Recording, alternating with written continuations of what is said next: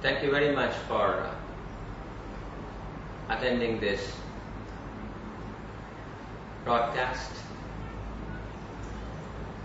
Большое спасибо за то, что вы присоединились к нашему эфиру. This is a preaching program using modern gadgetry. Это одна из форм проповеди с использованием современных технологий. You're all over the world, and we are able to talk to you, address you,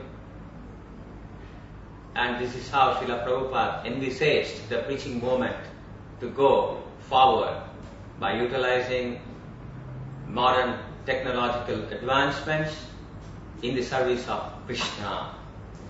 И Шрила Прабхупада сам непосредственно вел эту практику использования различных современных достижений, современных технологий для проповеди сознания Кришны.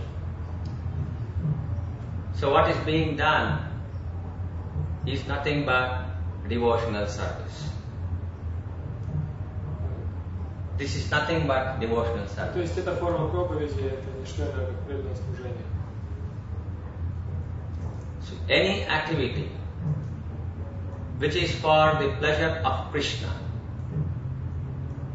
when executed sincerely, becomes devotional service. Любая форма деятельности, которая с искренностью выполняется для удовлетворения Кришны, является преданным служением. Singing the glories of the Lord in the form of kirtana is devotional service. Спевание славы Господа в форме киртана – это преданное служение. Talking about Krishna, glorifying Him is also devotional service.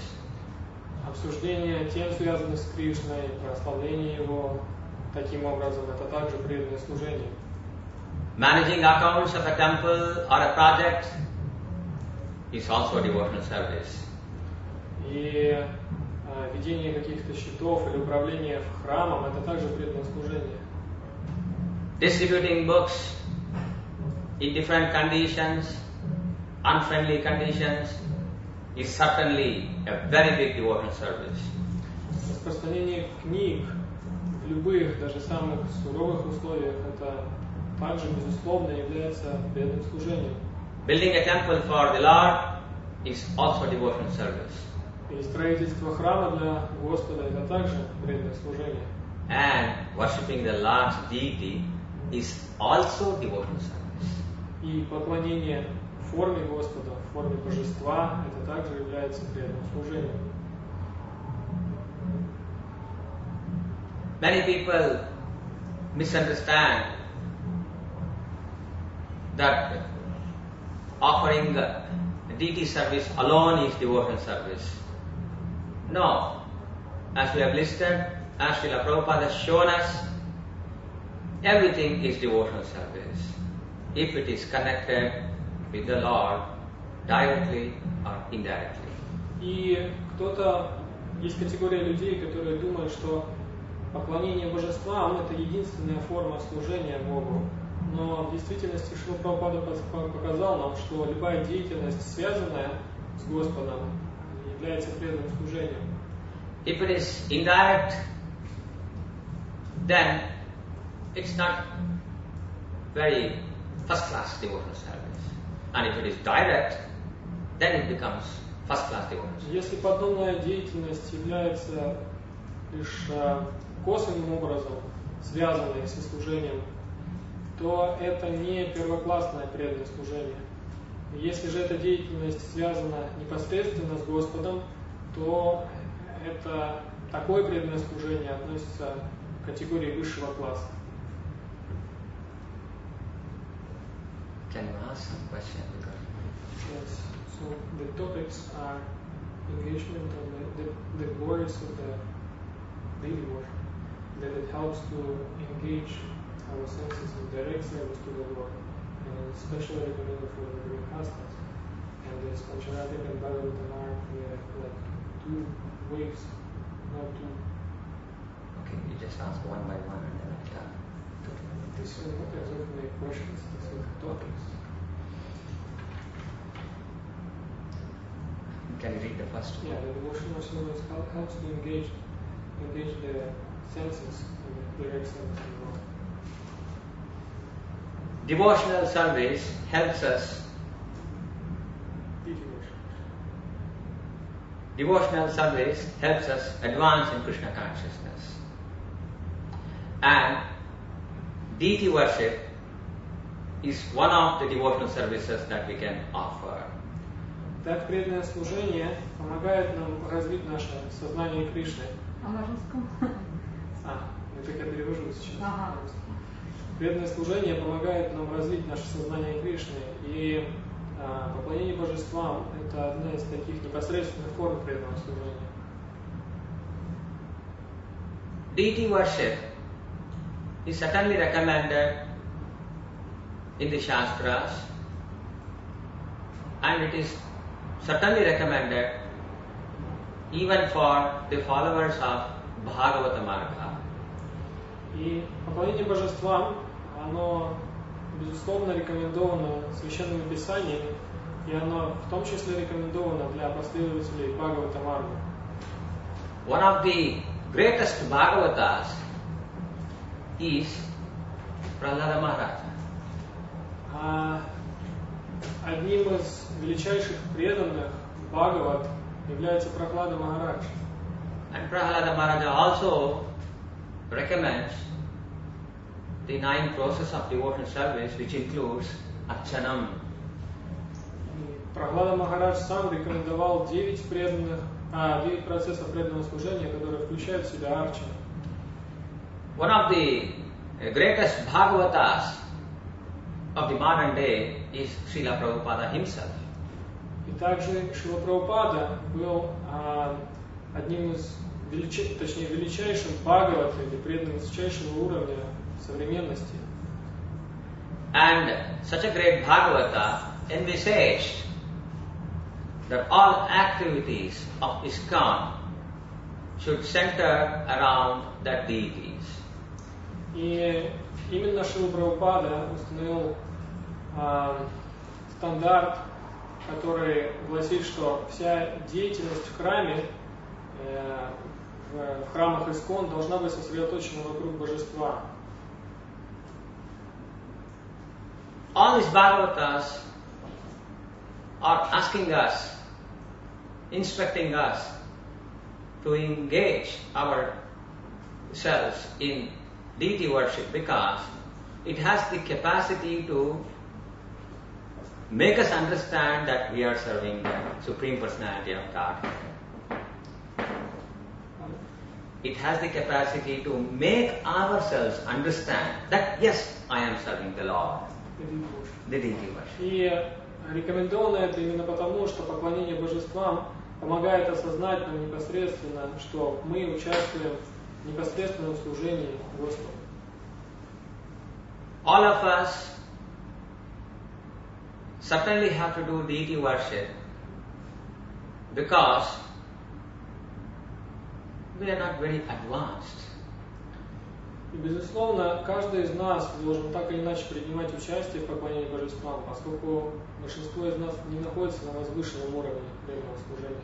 In an advanced stage, a mature devotee, he understands that if he is taking care of the accounts of Krishna, it is devotional service because it is directly serving him and protecting his interests.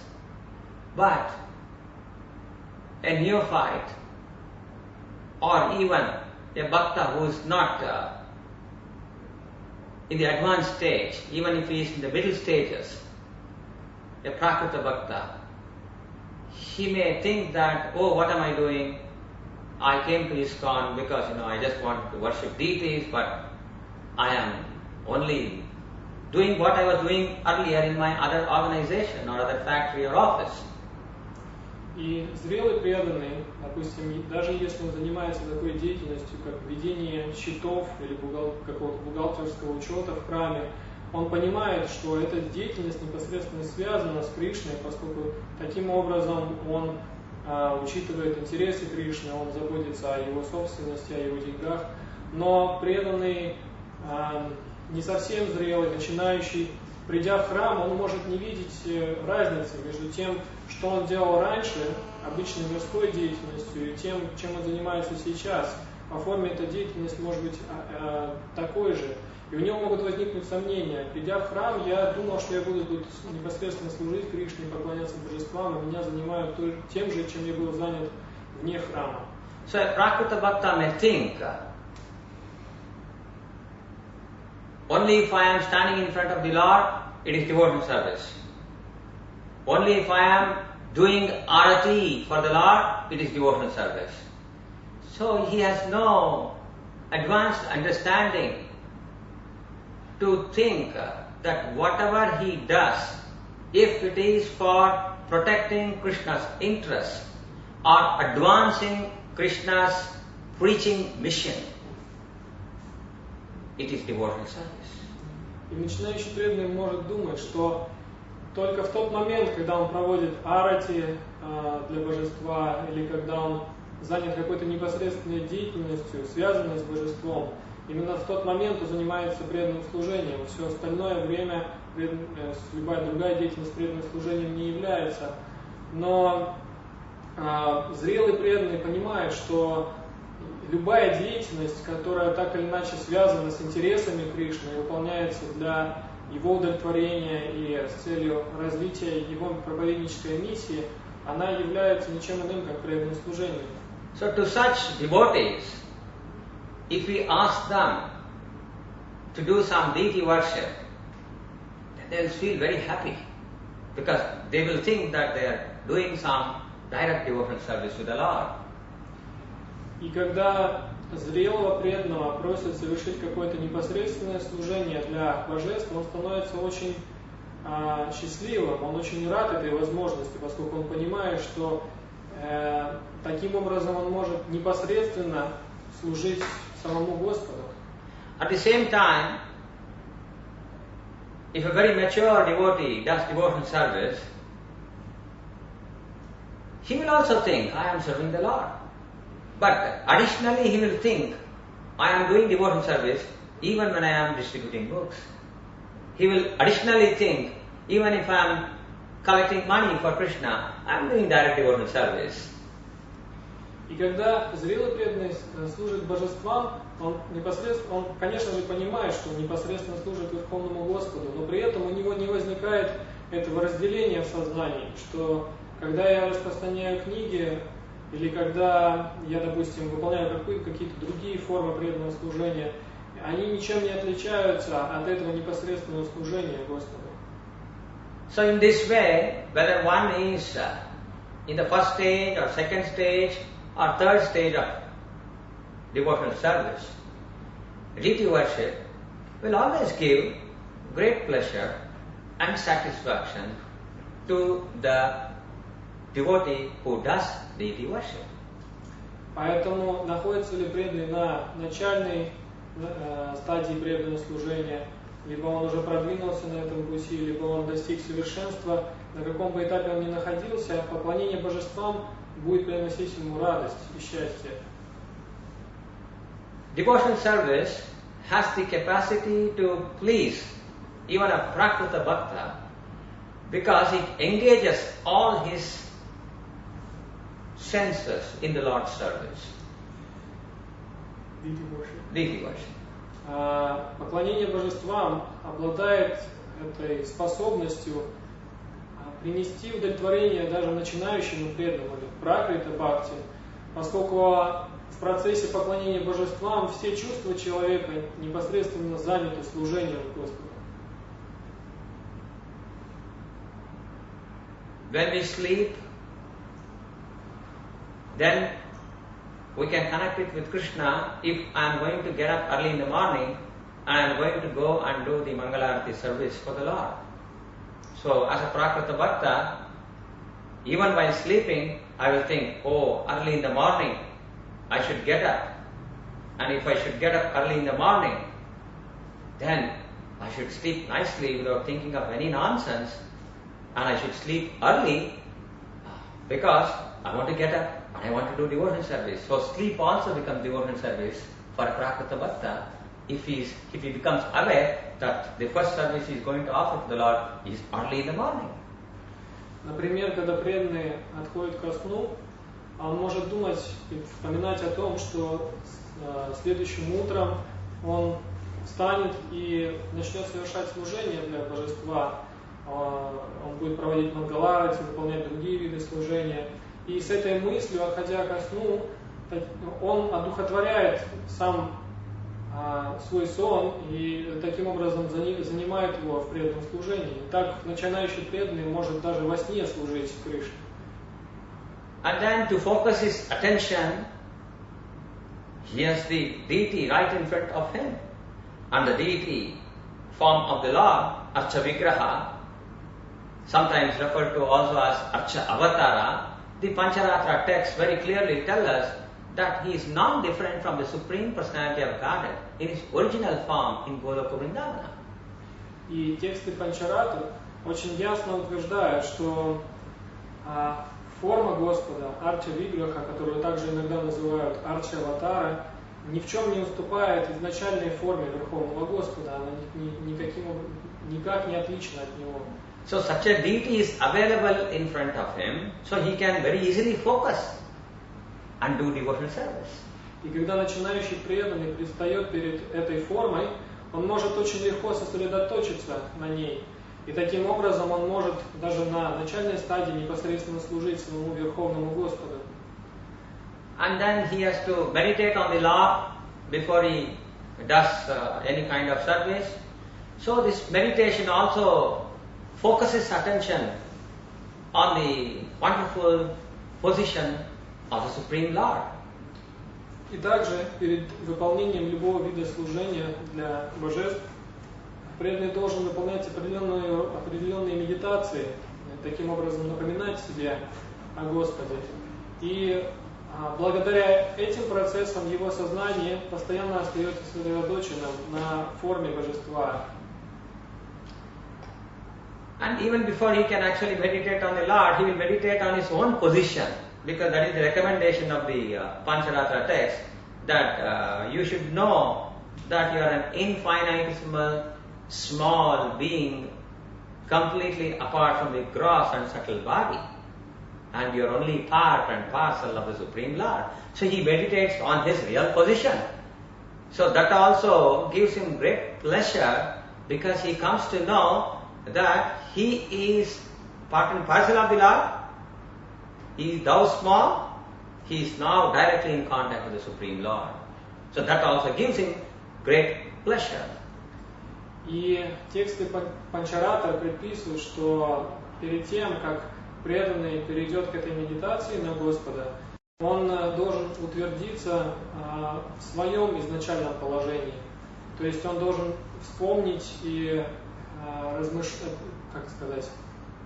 очень ясно утвердиться в мысли о том, что он является вечной изначальной частичкой Кришны.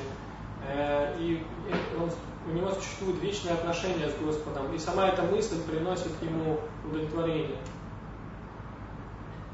And then he does the actual puja, the external puja.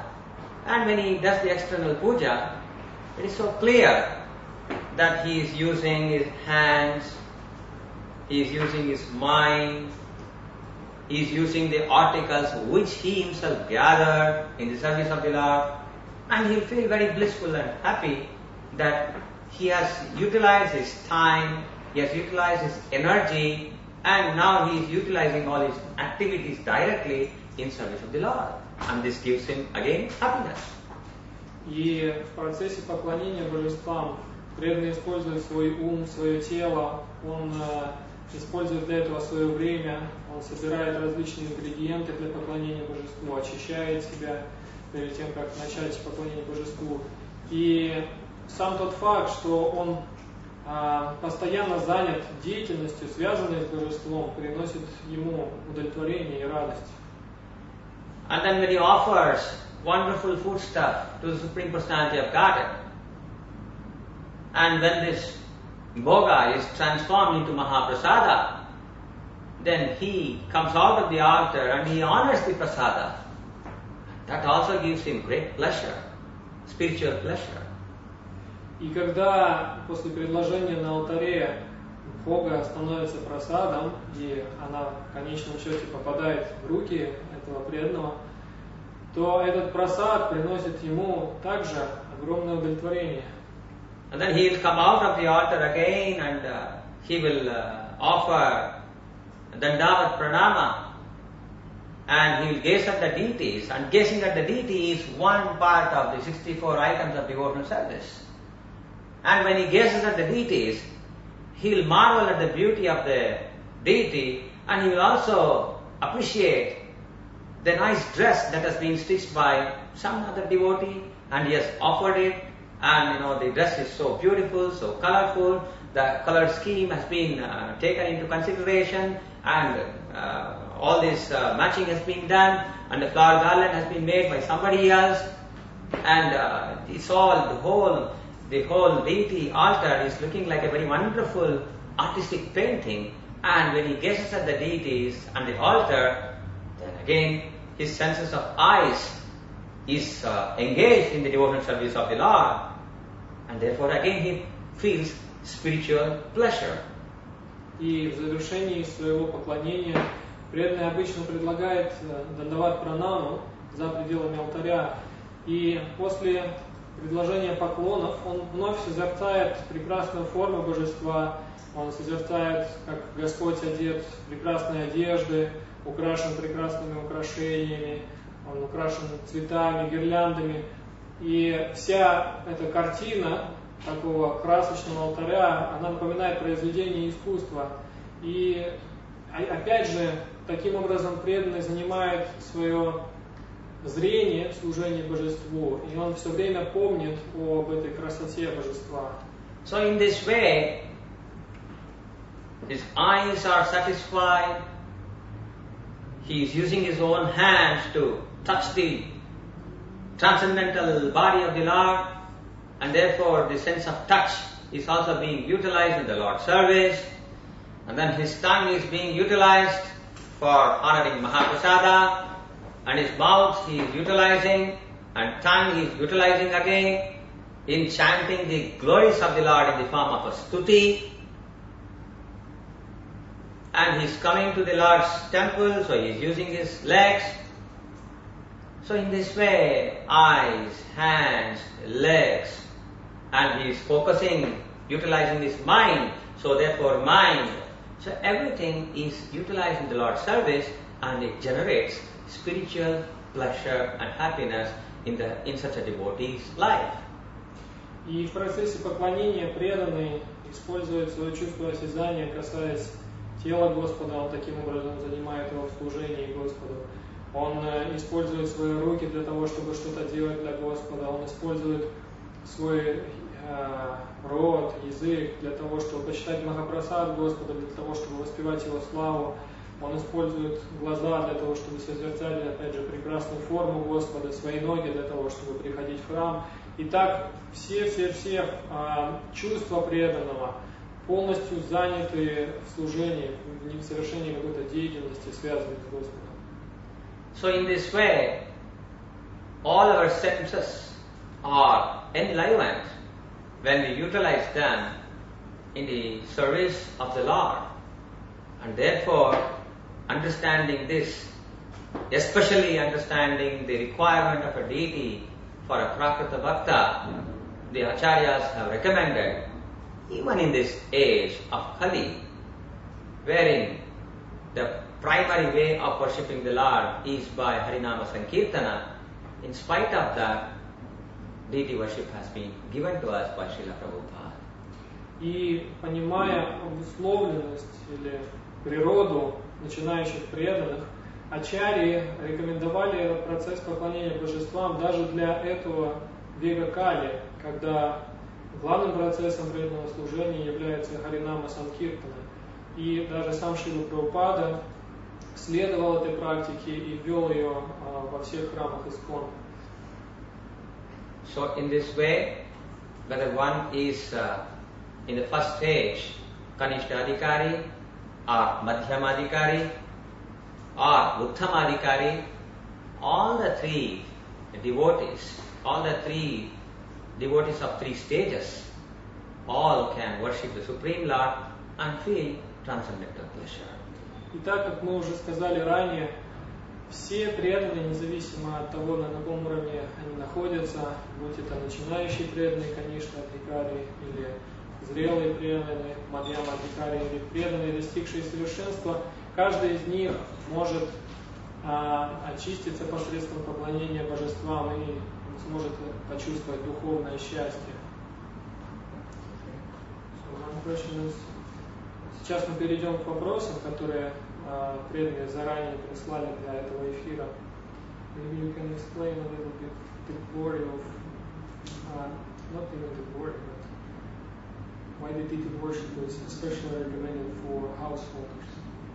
И первый вопрос звучит так, как почему поклонение божествам особенно рекомендовано для домохозяев? Prabhupada visualized a very large congregation around a deity.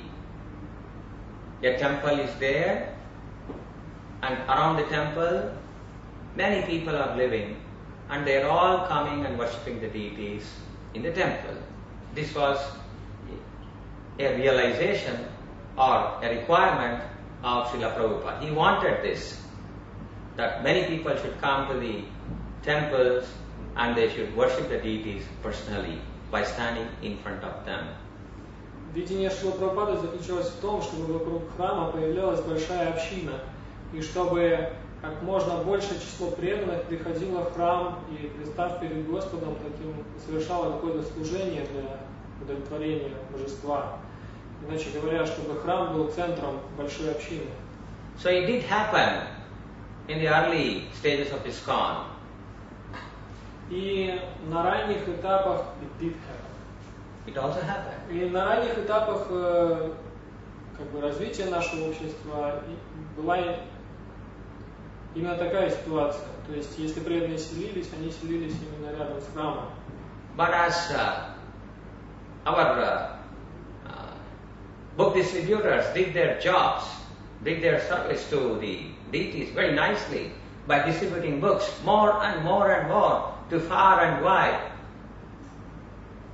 then it was very difficult for those who became devotees by seeing Srila Prabhupada's book, by touching Srila Prabhupada's book, by studying Srila Prabhupada's books, for them to come from very far off places to the temple was a little difficult. Но по мере того, как преданные распространяли все больше и больше книг, и все больше людей узнавали о сознании Кришны, появлялось все больше новых преданных, многим преданным стало тяжело как-то непосредственно жить около храма или менять свое место жительства. Поэтому для большинства преданных стало затруднительным посещать храм ежедневно. So since it was very difficult for them to come on a daily basis, they could come for the Sunday love feast, they could come for special festival days, the Janmashtami, the Radhashtami, and the various other festivals connected with the Vaishnava Acharyas and the various forms of the deities. They could come only on special days. So what will they do for the rest of the days? Поэтому из-за того, что большинству преданных стало тяжело приходить в храм ежедневно, большинство из них начали приходить исключительно на воскресные программы, или на праздники, или на какие-то фестивали, связанные с явлениями Господа, различных воплощений Господа, либо праздники, связанные с явлениями ачарьев и так далее. Но тогда встал вопрос, а что будут делать все эти преданные в остальное время, когда они не посещают храм? And one of the most important principles of devotional service, Bhakti Marga, is to always consume prasada, honor prasada. And if they don't have deities at home, from where they will get prasada? И один из основных, из главных принципов пути Бхагавата Марга, которому мы следуем, это постоянное почитание Махапрасада. Но если у преданных нет дома божеств, то каким образом они будут, откуда они будут брать этот Махапрасад? So, a simple process of deity worship was recommended by the Acharyas, not only by Srila Prabhupada, by all the Purva Acharyas, knowing well that everybody may not be able to come to the temple on a daily basis and partake Mahaprasada, partake Sankirtana, participate in the Sankirtana, participate in listening to the Bhagavata. If a deity worship, a simple deity worship is established in the Grahastha's house, then they could have the Mangalarati, they could do some simple deity worship, and they could sit in front of the deity and open the Bhagavata and offer Bhagavata Seva.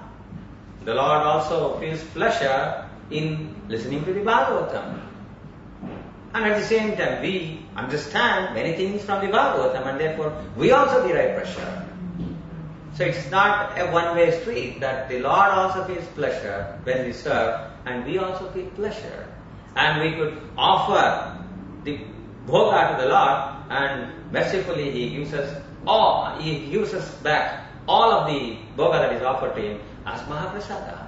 So we have... You should break the lights, otherwise we're going on. Иначе говоря, ачарьи прошлого, в том числе и Шрила Прабхупада, понимая эту ситуацию, то, что большинству преданных, может быть, сложно будет постоянно приходить в храм и участвовать в ежедневном поклонении храмовым божествам, они рекомендовали простой стандарт поклонения божествам дома. И если грехасты, семейные люди устанавливают дома простой алтарь и ежедневно проводят какие-то службы, мангаларати, предлагают прасад, слушают Шримад Бхагаватам и выполняют какое-то другое служение для божеств, то это все помогает им одухотворить их повседневную деятельность. Deity worship in whatever form, simple or complicated, doesn't matter. But deity worship in whatever form means a disciplined life centered around the deity. So discipline comes into the lives of the grahasthas. Поклонение божествам, выполняется ли оно в соответствии с каким-то сложным стандартом, или оно выполняется по какому-то простому, упрощенному методу, принцип всегда один и тот же. Поклонение божествам — это не что иное, как деятельность, дисциплинированная, регламентированная деятельность, в центре которой находится сам Кришна. Поэтому поклонение божествам в любой форме, оно помогает преданному дисциплинировать свою жизнь и сосредоточить ее вокруг Кришны. So in this way, if a deity appears in the house of a grahastha, then it has the capacity, it has the strength or potency, power to increase their devotional service and thereby give them progress in devotional service. Поэтому если божество или процесс поклонения божествам присутствует в жизни семейных преданных, то это помогает им усилить и улучшить качество своего преданного служения. Yes. Can you tell me what? Следующий вопрос. На каких божествах лучше концентрировать свое внимание и медитацию? Будут ли это божества Майяпура, Вриндавана, или это должны быть божества местной ятры? So the next question is, on which deities it is better to focus our attention and to meditate, either on the local temple deities, or it should be some deities of Mayapura, Vrindavan?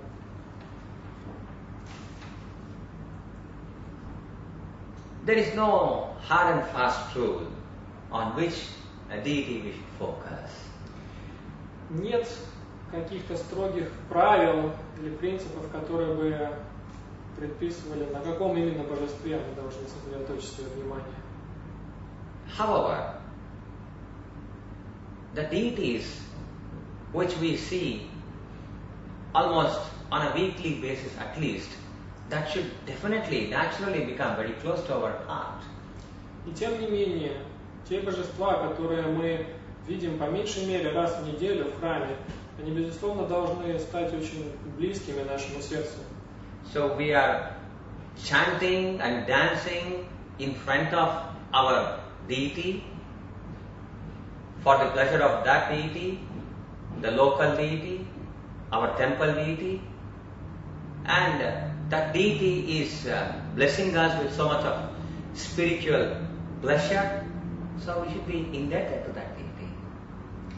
И, допустим, когда мы поем в киртане для удовлетворения наших храмовых божеств, и когда мы вкладываем в это прославление все свое сердце, мы можем чувствовать ответную реакцию, можем чувствовать удовлетворение, которое приходит по милости божеств.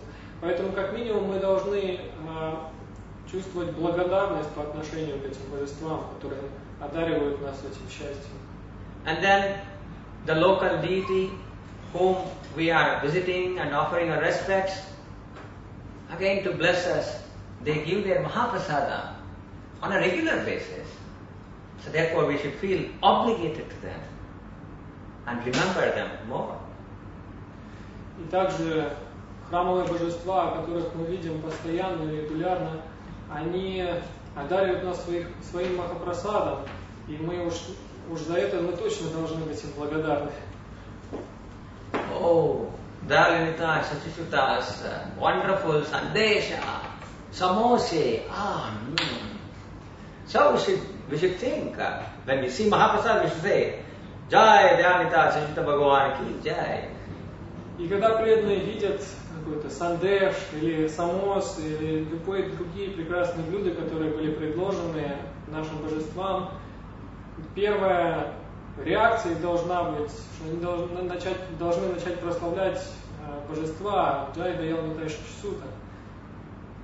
And one more thing is, when we keep meeting a person again and again, and if we understand that person is actually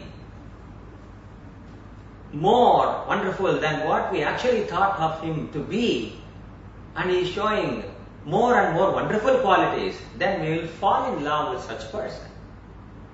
If we are meeting with person again and again. And we have some conception of him, what is he. But every time he is living more than to our expectations, better than our expectations. He is responding to us. And with such a person will naturally develop a lot of relationship, and that relationship will naturally turn into love or affection. И когда мы встречаем какую-то личность и начинаем общаться с ней на регулярной основе, и когда эта личность все время не просто оправдывает, она превосходит наши ожидания, все время мы получаем от нее какой-то новый опыт, то естественным образом со временем мы начинаем чувствовать привязанность к этой личности, которая со временем перерастает в любовь.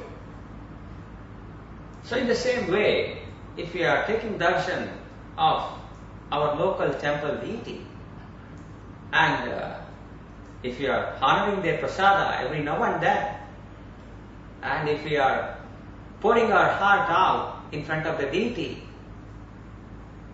then naturally we will develop great intimacy and great relationship will grow between the deity, the local deity and us. And so, whenever we want to share something, we should immediately think of our deity, local temple deity. Таким образом, если преданный постоянно созерцает, регулярно созерцает божества, которые находятся в храме, регулярно принимает их Махапрасад и регулярно вступает в какие-то отношения с этими божествами, то what is the result of such activity? The result of such activity is that we will develop good relationship, and because of that relationship, we will always remember the deity. If you want to share something, immediately we'll remember the deity. If you have some problem, immediately we'll remember the deity. И результат будет такой, что мы разовьем очень близкие отношения с божествами. И по любому вопросу, если у нас будет какая-то радость, мы обязательно захотим разделить с божествами, или свое горе мы захотим разделить с божествами. Иначе говоря, мы начнем воспринимать божества как личности. In the same way, if you are visiting Mayapura, Vrindavana, or Bombay, or other big temples in the Indian subcontinent, and if you have a special relationship with any of the deities, there is nothing wrong if you simply think of them. Like, for example, anybody who is in any kind of trouble, and if they have ever visited Mayapur, then they will immediately think of Jai Nrsimhadeva Bhagavan, please protect me. Now, what is wrong with that? Absolutely nothing. И когда преданные посещают святую Дхаму, будь то Майяпур или Вриндаван, и нет ничего дурного в том, чтобы, находясь в святой Дхаме, думать о тех божествах, которые поклоняются именно там. Допустим, если у преданных случаются какие-то неприятности, когда они находятся в Майяпуре, сразу, мгновенно они вспоминают Нрисимхадева и просят его о защите. So in this way there are no hard and fast rules. Поэтому в этом отношении нет каких-то строгих правил, которые бы ограничивали преданного. Следующий вопрос. В чем отличие между самим божеством и его фотографией? Как поклоняться фотографии божества? So the question is, what is the difference between the deity himself and his photograph? So how to worship the picture of the deity? Let's try to make your answers precise. As far as possible, we can understand that there is no difference between the deity and the deity's photograph.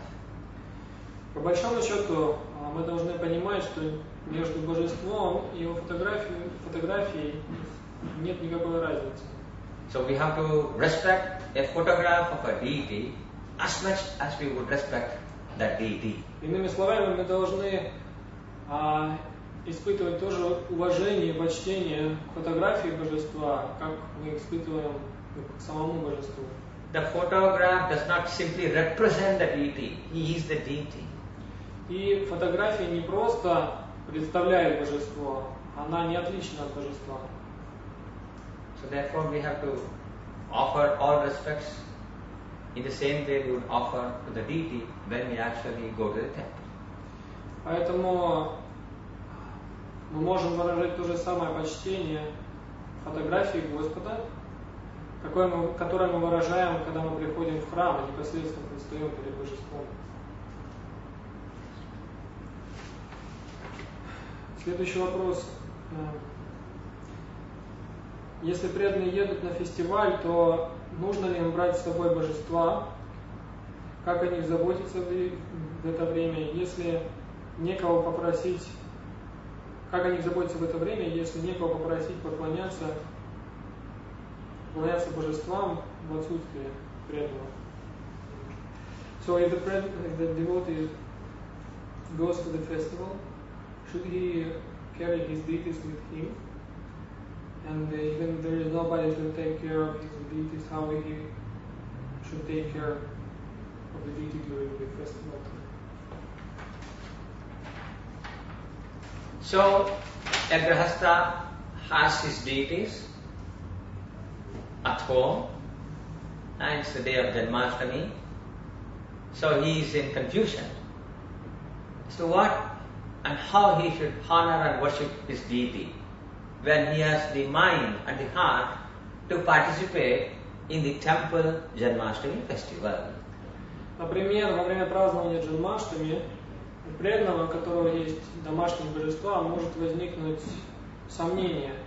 С одной стороны, он хочет пойти и участвовать в празднике, который проходит в храме, в то же время он может думать, а как я в это время могу служить своему божеству. Understanding this confusion or problem of the grihastha couples, some temples, they welcome the deities and they will all be put up in a place and they will also receive abhishek, while the main deity also receive abhishek in his altar. И понимая эти сложности, с которыми сталкиваются семейные преданные, некоторые храмы позволяют во время праздников и фестивалей приносить свои божества в храм и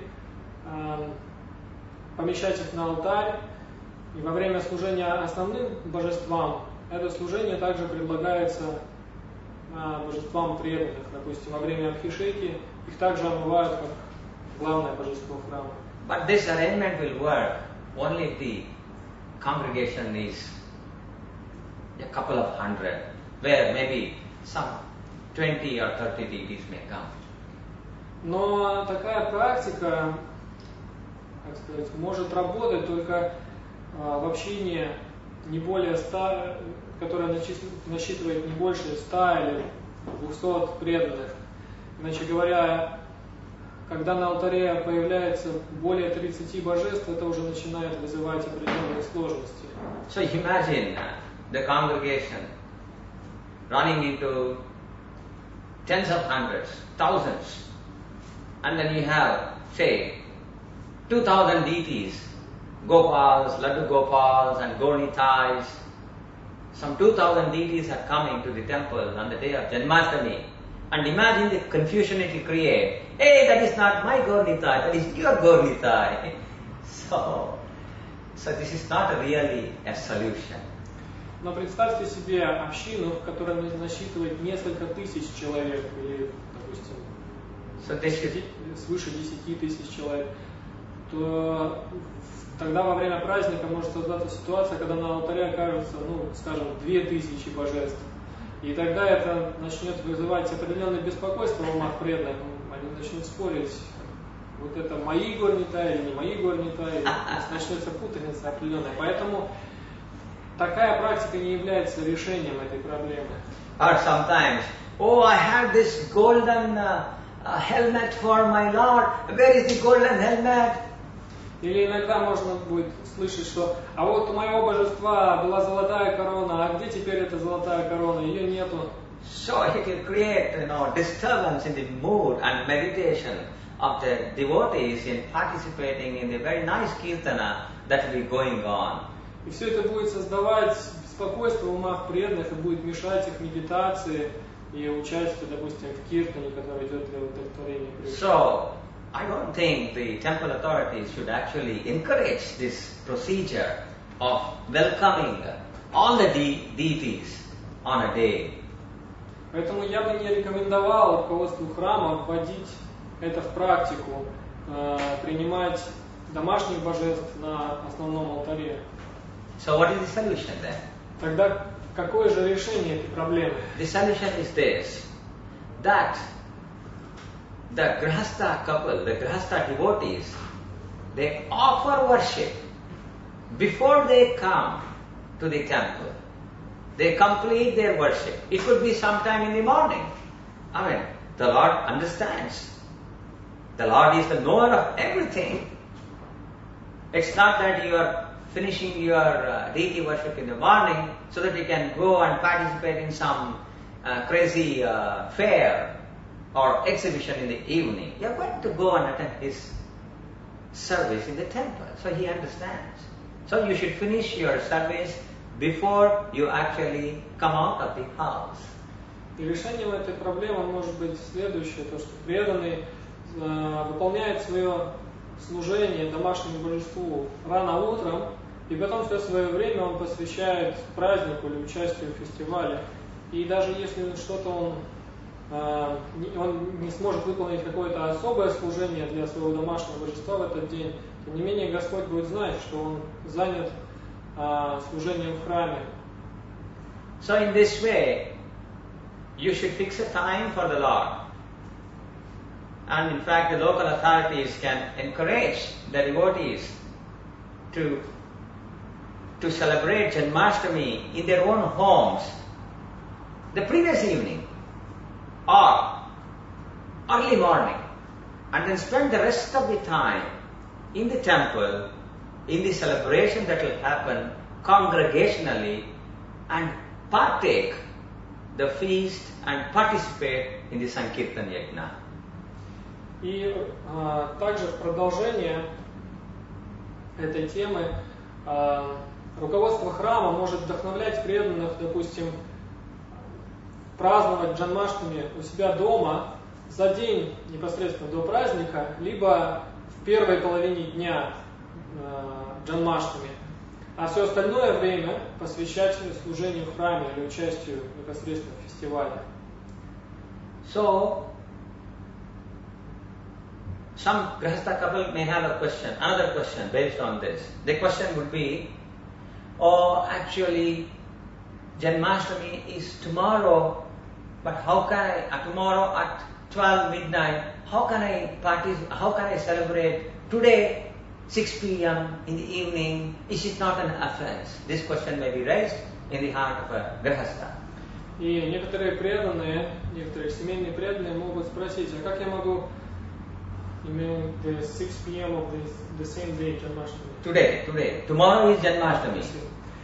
То есть, а как я могу праздновать Джанмаштами за день до этого, если, допустим, непосредственно Джанмаштами будет только в полночь завтра, а я начну праздновать сейчас, допустим, в 6 часов вечера, накануне самого праздника? So the answer is very simple, because the Shastras are clear that the Lord is appearing and disappearing every moment in some place or the other in this very vast creation.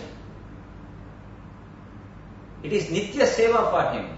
He is being born every moment and he is going back to his abode every moment. Only the audience is different. So therefore there is no problem. И Писания очень ясно говорят о том, что на самом деле Господь является каждое мгновение в каком-то уголке своего творения. Поэтому для Него это нитья сева. И поэтому, строго говоря, Джанмаштами можно праздновать хоть каждый день. So therefore there is no problem. And it is actually the Lord's another name is Bhavagrahi Janardana. So he understands this devotee couple, this set of grahasthas, they want to offer my deity form in their house one day earlier because they want to offer a bigger celebration for my deity form in the temple. So let me bless them doubles. That means they get bonus, extra. So every year they conduct 2 Janmashtamis. So they get the punya and they get the sukriti and they get the prasada of 2 Janmashtamis.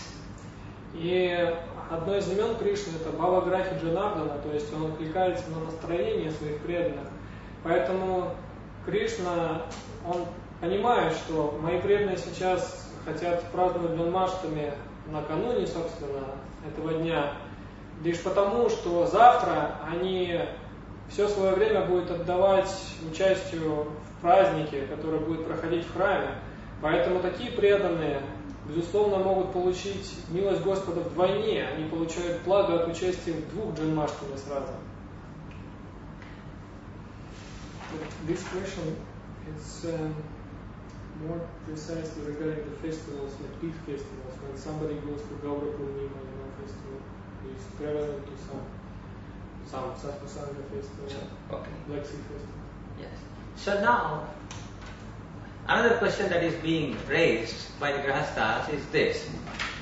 What I am not there for a whole week or a whole month and a festival comes in between, so how do I honor my deities, my house deities, right? This is one kind of question. No, the question is that if the devotee, he travels for the festival, he goes to Mayapur, from Moscow to Mayapur, should he carry his deities with him, and how he should take care of them, or he goes for Black Sea festival, should he carry with them? So the question is, how we can serve the Lord while traveling? so that is the one. So when I am not there at home for a long time, so that is the question I have raised. When I am not there at home for a long time, how do I serve the deities? И следующий вопрос, который может возникнуть в связи вот с фестивалями, с подобными мероприятиями, это а как я могу служить Господу или своим божествам, когда Ну, я, допустим, куда-то уезжаю, вот еду там на Черноморский фестиваль, еду в Майпур, следует ли мне их брать с собой или оставлять их дома? There are two ways of serving the deities. One way is to simply give your deities to a devotee friend who has a relationship with you and who is not traveling with you. И в этом случае есть две формы служения божеству. Первое, это вы передаете божество на опеку кому-то из своих близких друзей, кого вы хорошо знаете.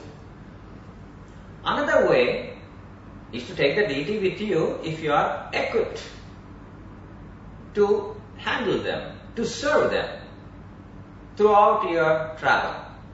But that will be little difficult, especially if grahasthas are traveling with little children. So deities are like children. So it will become additional burden for them.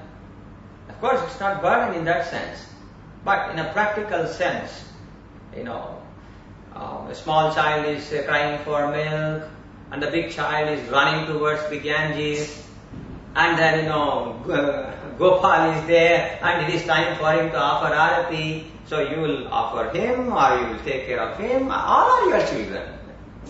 Другой вариант – это взять божества с собой, но для большинства преданных, особенно для тех, у кого есть дети, это может быть серьезным испытанием.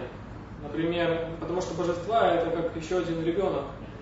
Например, там маленький ребенок может где-то играть на ганге, большой хочет есть, и в это время нужно проводить арати для божеств. И у преданных тогда начинается беспокойство.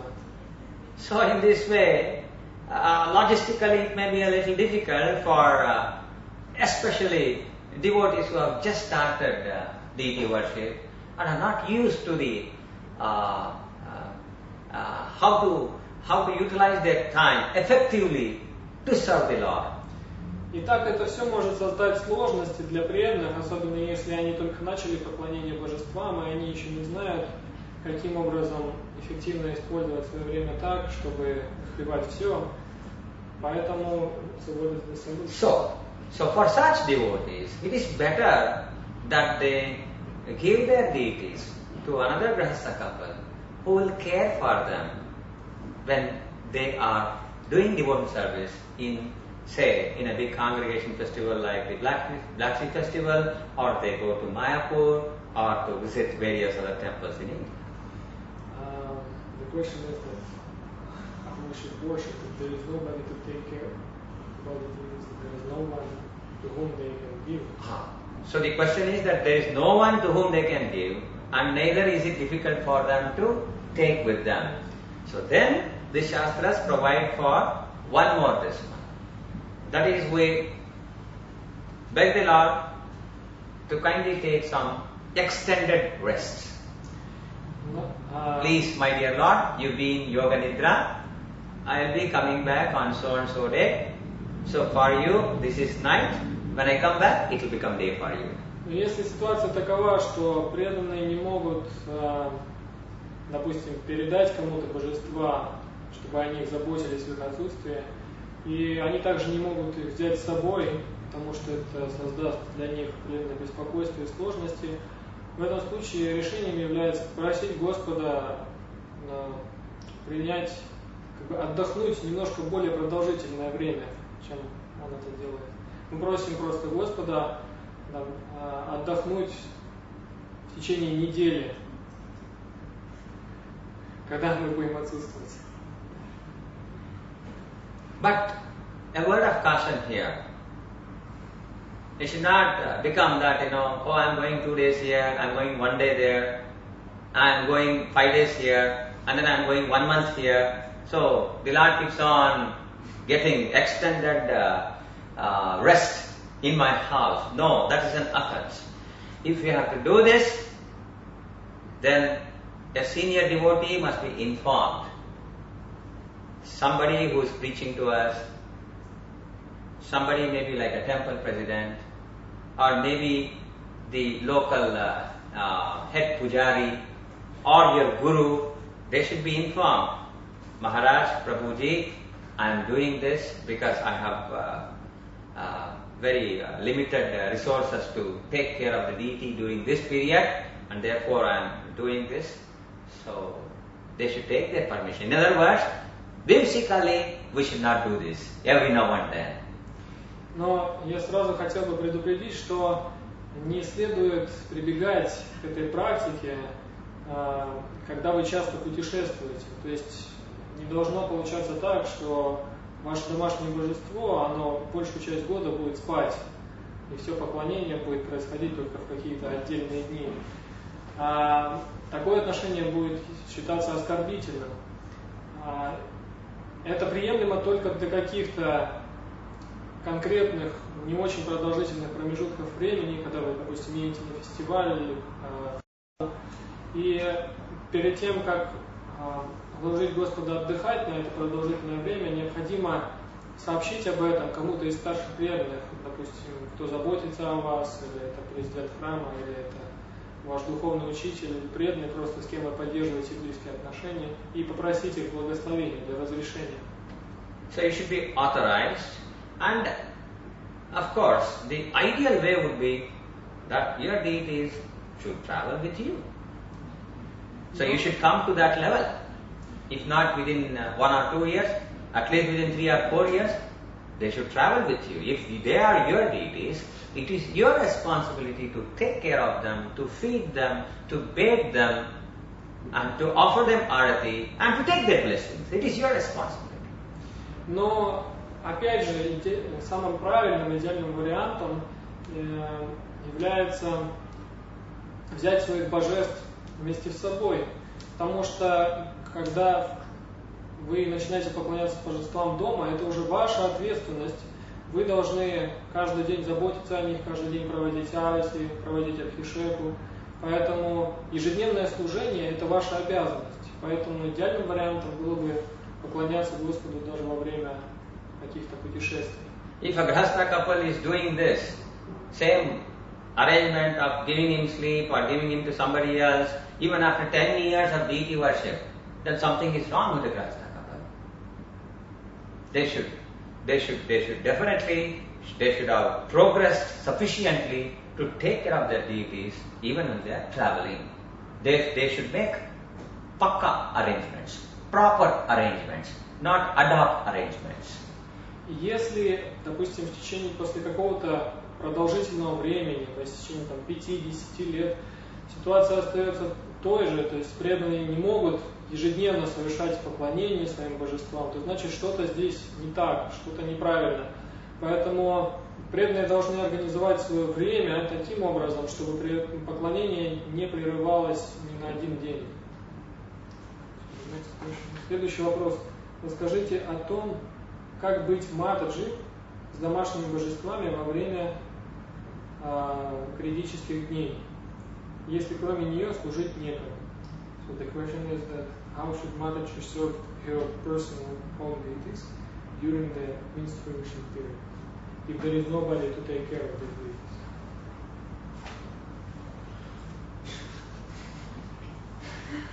It's a very difficult question to answer, especially for a Western audience. Это очень сложный вопрос, очень сложно ответить на него, особенно перед западной аудиторией. Maybe they can utilize this period. The principle is that you must not go near your deities when you are menstruating. That is because you are in a state of contamination. И основной принцип таков, что не следует находиться близко даже со своим божеством именно в период критических дней, поскольку в это время вы находитесь в оскверненном состоянии. Having said this, certainly there can be some kind of concessions. For example, a mother is having a 2-year-old child in the home, and the father is traveling, there are no elder brothers, and no friends are around her house, and she is menstruating. exceptions, some exceptions. Но даже в этом случае могут быть некоторые исключения. Приведем такой пример. Допустим, мать, она должна заботиться о своем ребенке, но при этом отец отсутствует, его дома нет, и в это время у нее, допустим, начался вот этот период. Что она должна делать? So she has to naturally cook. И, безусловно, она должна готовить для ребенка. She cannot leave the child or herself fasting for 3 days or 5 days. Она не может позволить ребенку поститься, или себе даже не может позволить поститься в течение 3 дней. She must take care of her children. Она должна заботиться о своих детях. In the same way, nobody is around, nothing is going to work. Then you do some simple worship without touching the deity. Поэтому в тех случаях, когда рядом никого нет, то есть некому позаботиться о вашем божестве, и других вариантов нету, можно выполнять какое-то простое служение для божества, а при этом не касаясь его, которое не требует того, чтобы вы касались тела божества. However, if the devotee is intelligent, then she can utilize this as a preaching tool and trap some other devotee who has some little inclination to do some deity worship but afraid of doing the deity worship. Bring her home, make her do the deity worship and let her get the taste of worshipping the deities. Однако наиболее разумные преданные смогут использовать это время или воспользоваться этим поводом для проповеди. Они постараются вдохновить кого-то, кто хотел бы поклоняться божествам, но при этом как-то опасается этого или не знает, как это делать. Именно в это время они могут привести такого преданного домой и научить поклоняться его своим божествам. So that way deity worship is carrying on. At the same time, somebody else has been introduced to deity worship. She has inclination to do it, and she has been given an opportunity. And who knows? You'll be going to her house when she is having periods, and you can worship her deities. И таким образом,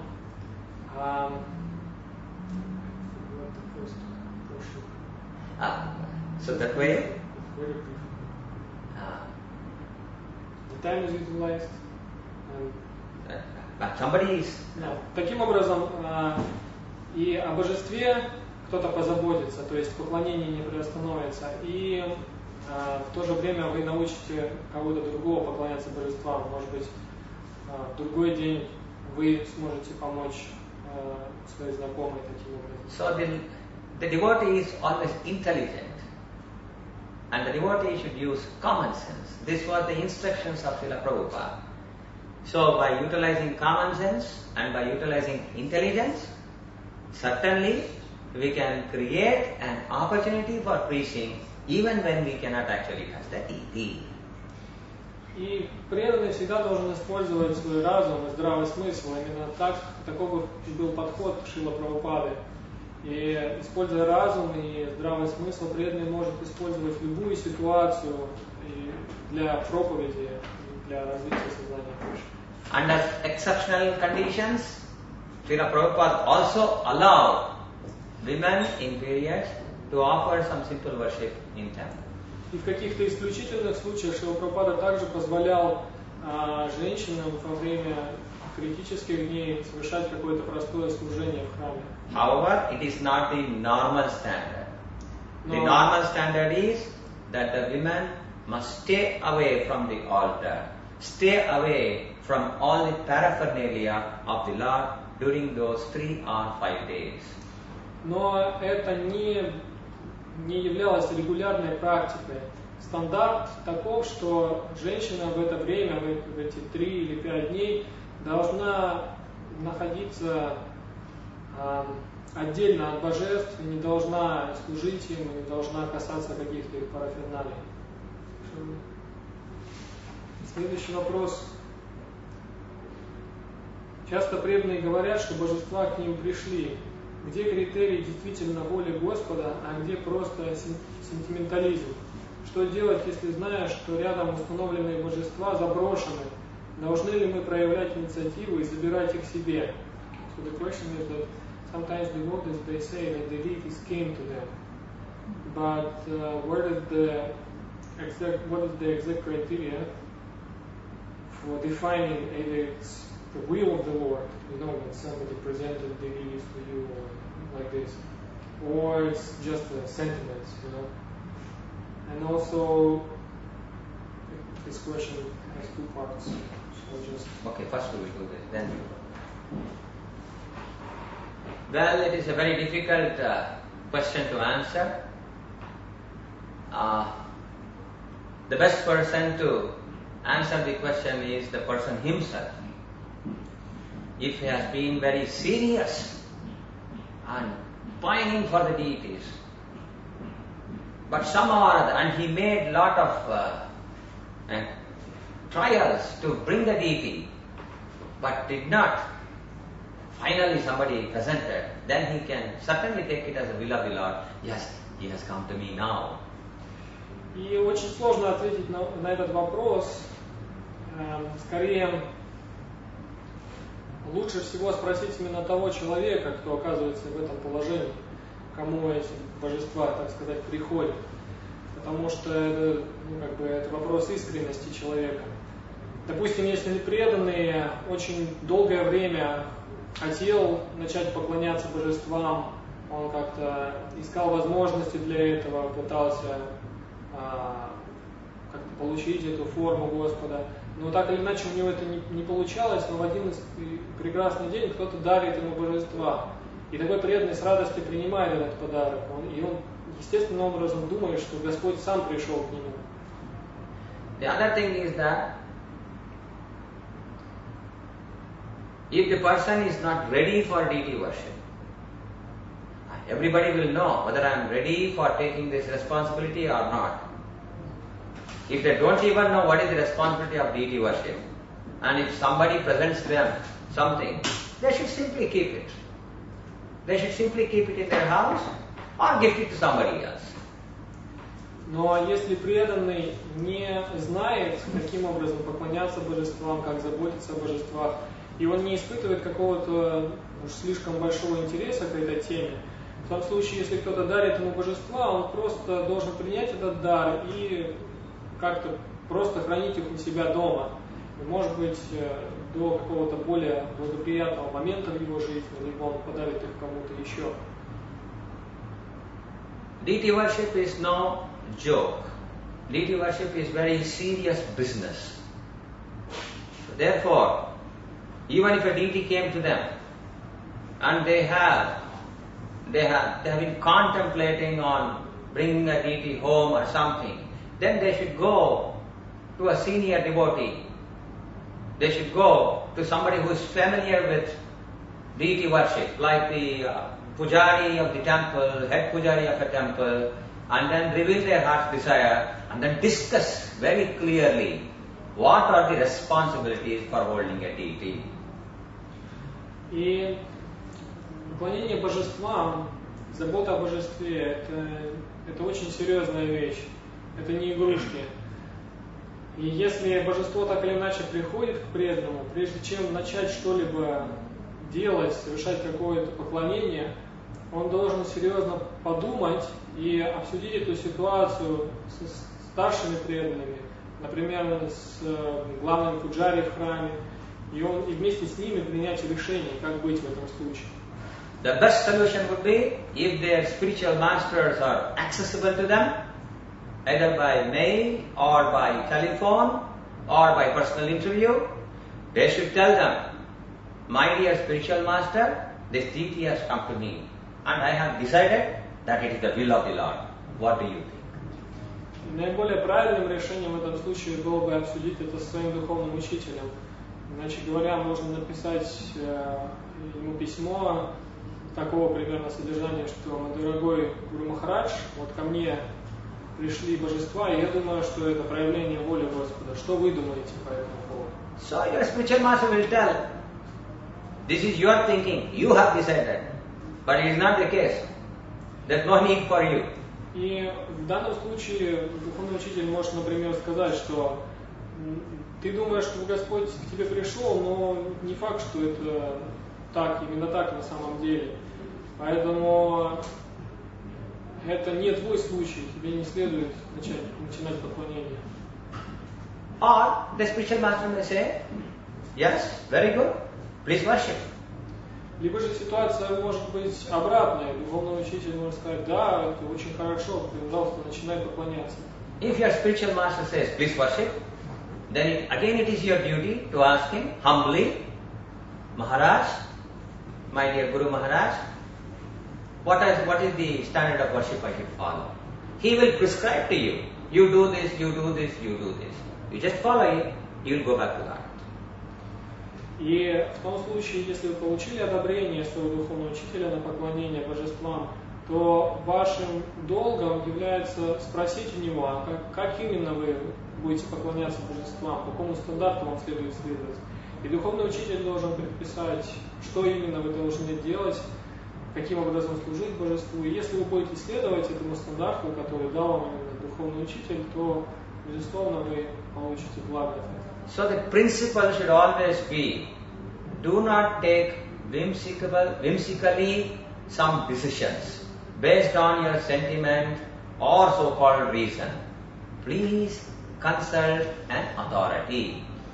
Иначе говоря, основной принцип таков: не следует принимать необдуманных каких-то своевольных решений, основываясь на каких-то своих чувствах, эмоциях или даже так называемом здравом смысле. Все решения следует принимать на основе авторитета старших или на основе Писания. So, Last question. yeah, it's part of the same question. Yes. If you know that some deities who worship at home, now the worship is not going on, and they simply stay there without any care, is it our duty to Preach, no, take not to care, preach, take responsibility. to take responsibility with it? So you should tell the question. Okay, Да, это вторая часть этого вопроса, что если рядом мы видим, что какие-то установленные домашние божества заброшены, должны ли мы проявлять инициативу и забирать их себе?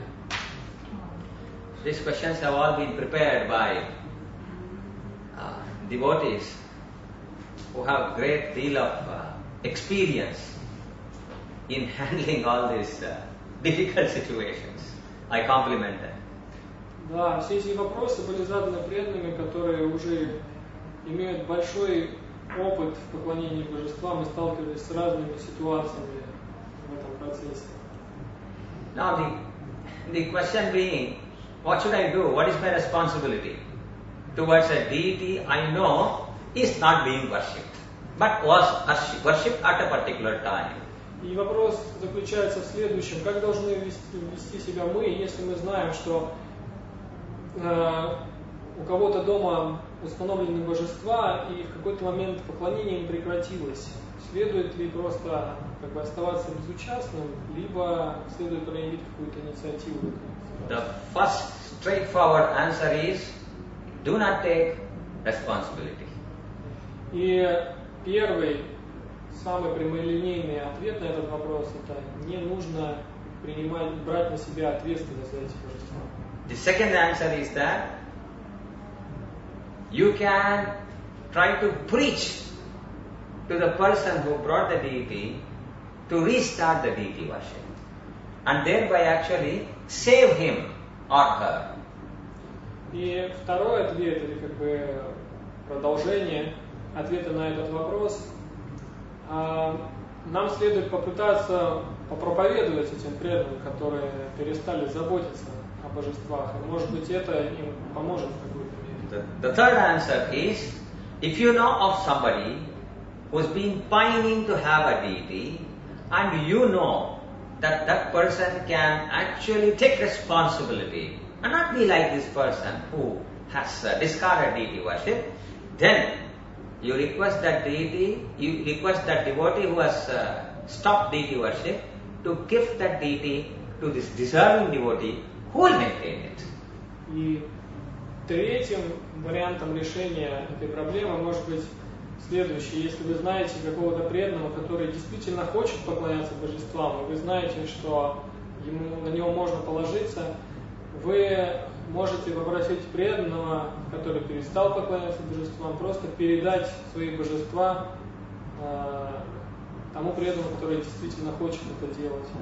But the most important thing is, you don't take responsibility for that. You are not Krishna. Only Krishna can take unlimited responsibilities and yet not be burdened. Но основной принцип заключается в том, что мы не должны брать на себя ответственность за судьбу этого божества, поскольку мы не являемся контролирующими, мы не являемся Кришной. Только Кришна может нести ответственность за все сразу. И при этом, при этом это не будет являться для него проблемой. Otherwise, you will be doomed. Иначе, если вы будете брать за всю ответственность, очень скоро с вами будет покончено. So you simply concentrate in worshipping your deities. Поэтому постарайтесь сосредоточиться именно на поклонении своему божеству и всю ответственность принимать именно за свое божество. And keep inspiring others to worship their deities. И продолжайте постоянно вдохновлять других преданных поклоняться их божествам. Period. Full stop. Nothing more, nothing less. То есть не больше, не меньше.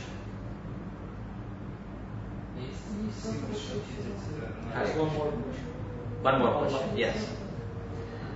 Нас смотрят не только преданные, у которых есть уже божества, а есть преданные, у которых еще нет божеств.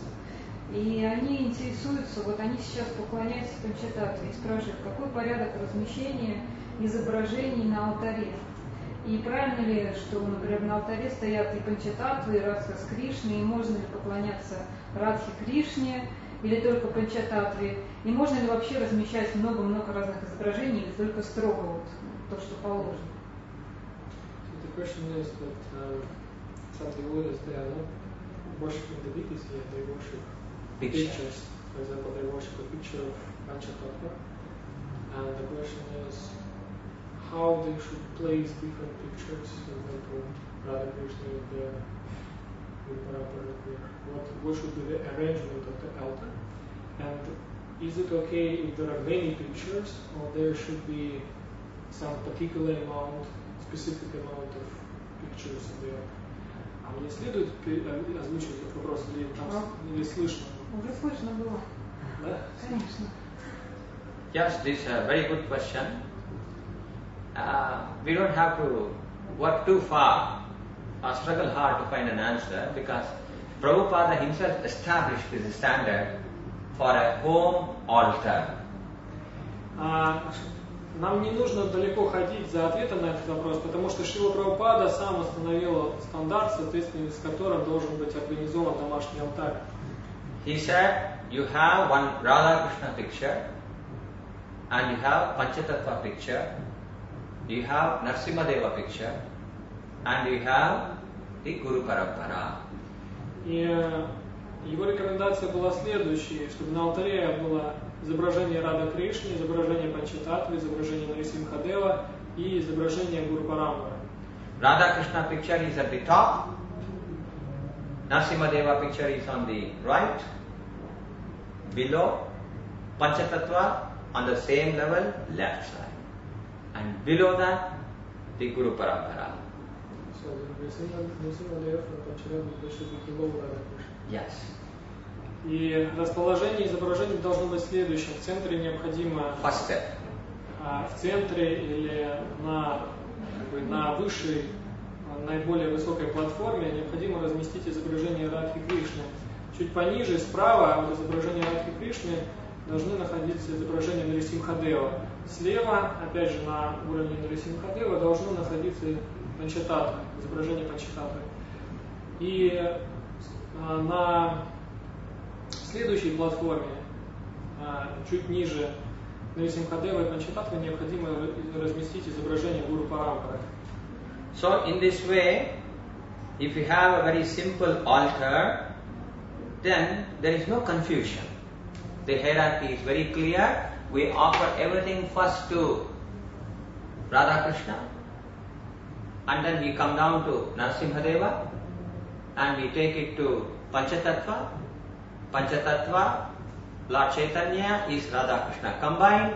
We are aware of that, but he is in the mood of devotee. Therefore, we give, and he always had great enjoyment and he experienced great happiness to visit all the temples one after the other and partake prasadam of the Lord. So in the same way, in the same mood, we are giving the prasada of Narasimha and Radha Krishna to Gauranga and his associates, Panchatattva, and then the spiritual masters are always ever happy to partake the Maha Prasada of Gauranga. The point is that usually in the West, the devotees are recommended to worship Panchatattva or Lord Chaitanya, not to worship Radha Krishna. So the question was that they are worshipping Panchatattva actually. They are worshipping Panchatattva. If they are worshipping Panchatattva, then Panchatattva, it is better not to have Radha Krishna picture, this and that.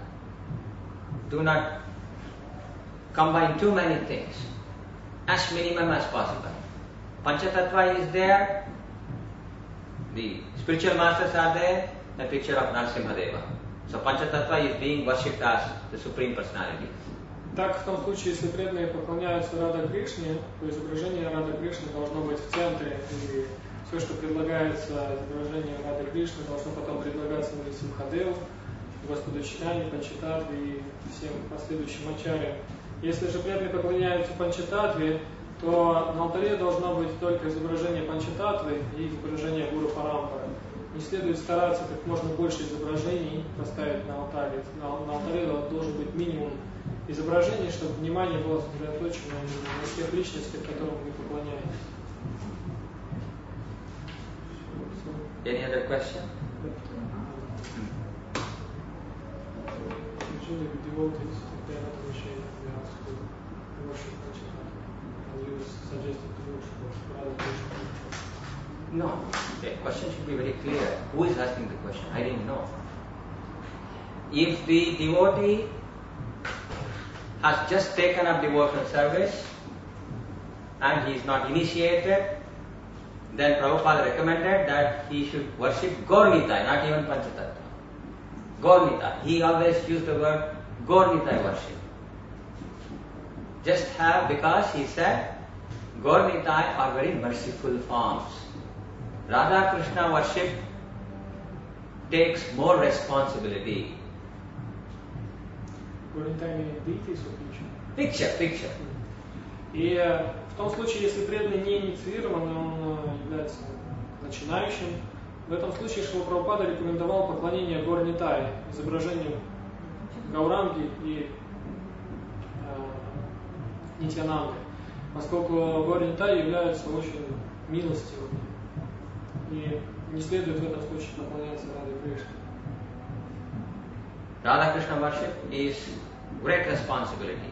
So we should not take it unless and until a person, a devotee in position of authority recommends us or advises us or instructs us to specifically take up the worship of Radha Krishna. Поклонение Рады Кришне – это большая ответственность, поэтому преданный не должен начинать это поклонение, если у него нет конкретных рекомендаций для этого со стороны старших, со стороны его духовного учителя и так далее.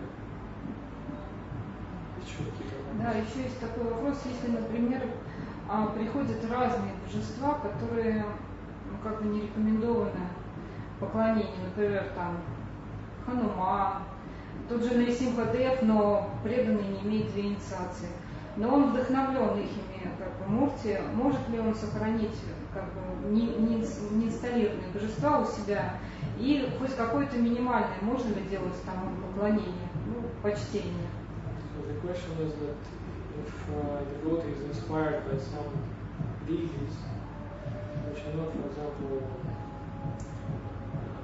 so much worshipped, say, like Hanuman, or maybe if he doesn't have a second initiation, but still he is inspired by some form from the Lord, how he can keep it in his own mind, how he can do some minimum worship of these forms. What is the solution? Yeah. He wants to worship. The first point is that the devotee who is asking the question is not initiated, or not second initiated. Yeah. Both. Yeah, Both. Okay. So no initiation, and he is already doing some worship. So he should. It is unnecessary for him to take up any responsibility towards these things. He is inspired. Then let him go and ask the authority under whose shelter he is. They will be the right person.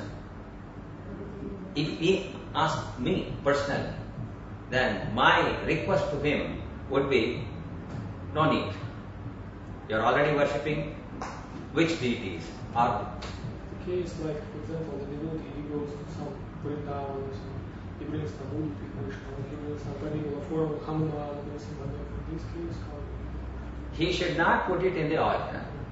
То есть, если есть какие-то, допустим, божества, такие, скажем, редкие, да, которым обычно не поклоняются преданные, или если то есть преданному пришли какие-то божества, которые его вдохновляют, какая-то форма, вот, или Симхадева, там, не знаю, или он в Удупе поехал, какого-то Кришну себе привел, с Удупи Кришну и так далее, то эти божества, их не следует помещать на алтарь.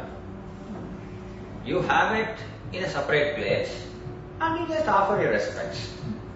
То есть их можно поставить в какое-то специальное для этого место, выделенное, и просто предлагать каждый день свое почтение. Altar means very strict. Anything has to go in, somebody in position of authority has to authorize it. Anything has to come out of the altar, again somebody in position of authority has to authorize that. Алтарь, в действительности алтарь подразумевает очень строгие ограничения. То есть стандарт организации алтаря, он устанавливается авторитетами, старшими. Чтобы что-то добавить на алтарь, нужно получить разрешение старших. Чтобы что-то убрать с алтаря, нужно получить на это разрешение старших опять же.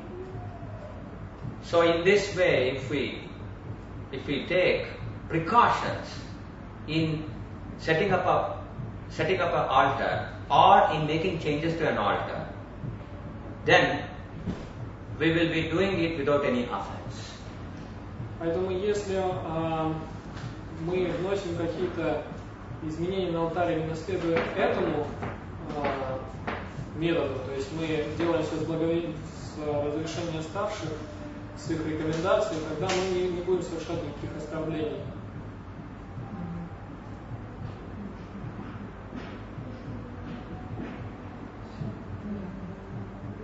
Anything else?